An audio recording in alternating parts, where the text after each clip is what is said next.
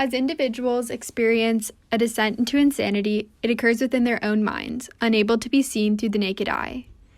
However, on the big screen, psychological thrillers showcase this descent through specific elements, which illustrate to the audience what the character is going through internally.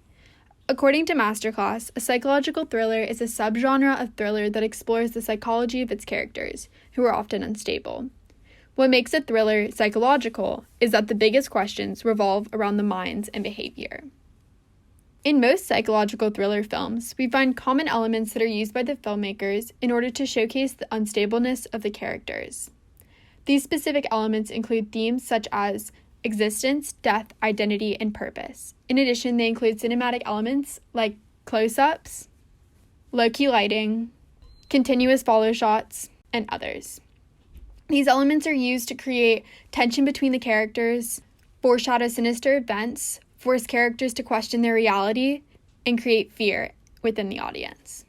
In Darren Aronofsky's Black Swan from 2010 and Michael Powell and Emmerich Pressburger's Black Narcissus from 1947, we can see two characters in particular descend into so-called insanity.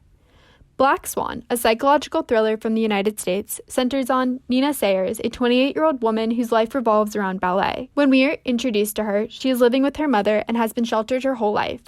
She embodies the white swan from Swan Lake. In addition, when her company replaces the prima ballerina role in their production of Swan Lake, she is the first pick for the role. However, Nina is threatened by newcomer Lily, as she seemingly embodies the role of the Black Swan, which Nina, in her sweet innocence, is not able to portray as well. Fueled by competition and aggression towards Lily, Nina is pushed to her breaking point. She begins hallucinating and hurting herself, and eventually transforms into the Black Swan as she loses her innocence. We see similar elements and themes in Black Narcissus from the United Kingdom. In Black Narcissus, a group of nuns, led by Sister Clodagh, are sent to a beautiful old palace in the Himalayas to set up a school and hospital. The longer the nuns are there, the farther they stray from their original plans. Sister Clodagh becomes obsessed with old memories, and another nun, Sister Ruth, begins to question her vow of celibacy as she falls in love with Mr. Dean, a government worker.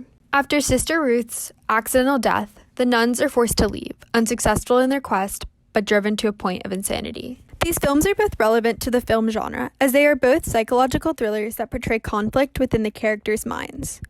In addition, they portray separate cultural contexts, one made in 1947 in the United Kingdom, and the other made in 2010 in the United States.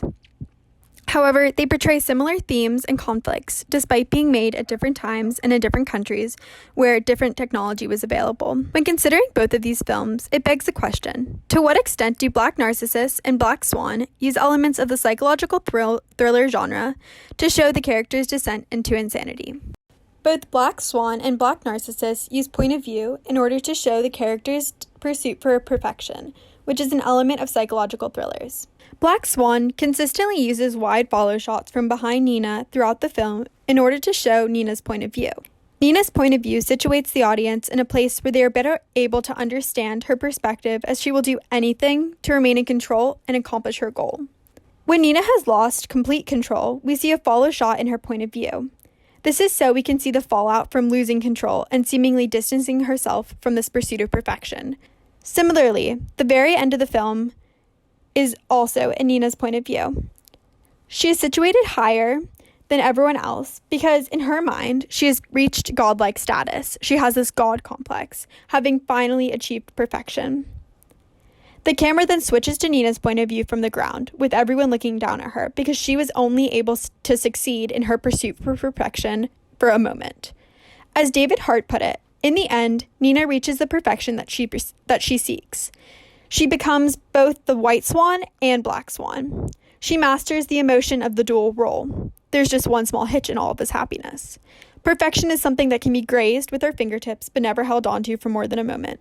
While Black Swan uses consistent point of views, Black Narcissus uses several different types of point of views, but with the same motivation, to show the nun's pursuit of perfection.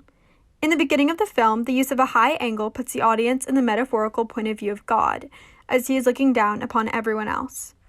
In tandem, it is also the literal point of view of the head nun. She is also looking down upon everyone else, to show how much more important she is than them. It also a layer of pressure to their mission because both God and the head nun expect nothing less than perfection, making their eventual defeat all more devastating. Later in the film, when Sister Clodagh realizes that she has accidentally killed Sister Ruth, she therefore realizes that she has failed her pursuit of perfection. The point of view puts her in a place of God, higher than the rest of us, because at this point she has killed someone and therefore played God. Both of these films place great emphasis on success and perfection. Because perfection is, by definition, intangible, this lost cause eventually drives them insane.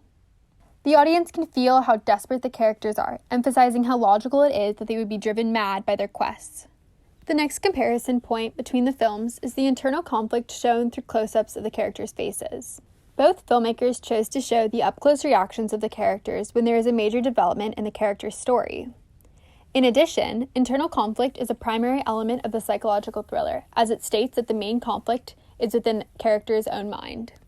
When Nina in Black Swan hallucinates, the director often opts for a close-up of just her reactions. This harrowing imagery suspends the audience in disbelief to the point where they almost buy into Nina's hallucinations as reality. The audience sees and feels how deeply real these hallucinations are to Nina, which are both a sign that she's descending into insanity and a catalyst to drive her even crazier. At the very end of the film, the audience sees Nina falling as she is just about to die. This juxtaposes the consistent use of close-ups for insanity previously in the film, because this is the point where Nina's mind has never been clearer. At this exact moment, she has reached her perfection, and she knows that all of the conflict inside her head is gone, as the reality of her death is present. These close shots are also seen in Black Narcissus to portray the internal conflict in the nuns. When Sister Ruth decides to leave behind being a nun, the filmmakers use several close-ups of both Sister Ruth and Sister Clodagh. This moment is a breaking point for both characters internally, so it is logical that the filmmakers used close shots to show this, especially because it's consistent throughout the film. In addition, much of the internal conflict of Sister Clodagh is revealed through her flashbacks. Before the flashbacks are even shown on screen, Sister Clodagh's face reveals this internal conflict. Therefore, it is also logical to use close-ups in order to catch these moments, as they are part of the Sister Clodagh's internal struggle, illustrated on screen through her past memories. The third and final comparison point between the films is the portrayal of female sexuality through the mise-en-scène, or more particularly through the use of lighting and color. Both films have a pair of characters that are inherently the antithesis of one another. The characters represent two sides of the same coin. The films use these characters to portray the elements of purity and sin in reference to female sexuality. Similar to what was seen in the Hays Code, these films play off the idea that sin should be punished. The descent into insanity is synchronous with the loss of innocence in these female characters. In Black Swan, these foils are Nina and Lily, who are quite literally symbolic of the white and black swan. Throughout the film, Nina can be seen wearing all white, where Lily is wearing all black. In parallel, Nina is inexperienced sexually, while Lily flirts and talks about sex casually. However, there is a shift. The morning after Nina seemingly has sex with Lily, she wakes up and puts on a black sweater. This signals a shift, as she has not previously been pictured in black. For Nina, sex is dirty and not part of her ideal of perfection, but as she loses control, she also begins to have sexual experiences. It is unclear which comes first, but what is clear is that they coincide with one another. By the end of the film, Nina has transformed herself into the Black Swan, making a full shift from her innocent and pure self. When she hallucinates killing Lily in her dressing room, she is truly fighting herself. This juxtaposition of the black and white colors on the same character show Nina's internal conflict as well as her struggle to find the line between purity and sin. In Black Narcissus, we see similar foils between Sister Ruth and Sister Clodagh. When Sister Ruth goes truly insane to the point where she is going to kill Sister Clodagh, she is shown in the shadows, dressed in all black and wearing dark makeup. It appears that she is emerging from a red room in the dark, an allusion to hell as she has given up on her vows and given into desire. As seen in the scene where she confesses her love to Mr. Dean, Sister Ruth appears in dark red and covered in shadows. This coincides with Sister Ruth's loss of innocence as she goes against her vow of celibacy and leaves being a nun behind. In contrast, Sister Ruth is a symbol of purity and good. In one of the final scenes, where Sister Ruth tries to kill her, she is pictured as an angel, dressed in all white, performing her duties as a nun. In both films, it is clear that the mise-en-scène highlights the duality of the characters and their sexualities. Whether consequence or catalyst, the focus on sexuality alongside the development of mental illness is an indicator of how deep into psychosis the character has gone. Overall, both films tell stories of people who are driven mad by circumstance and extreme drive. They both use elements of psychological thrillers to tell somewhat scary stories of characters who descend into insanity and in process lose themselves.